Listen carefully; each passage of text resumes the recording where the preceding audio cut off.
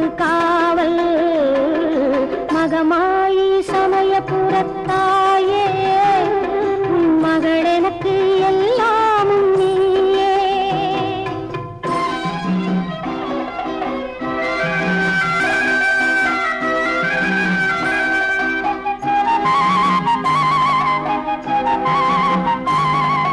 கண் கொடுக்கும் கண்ணபுர தேவி கருவான இமயமலை செல்வி.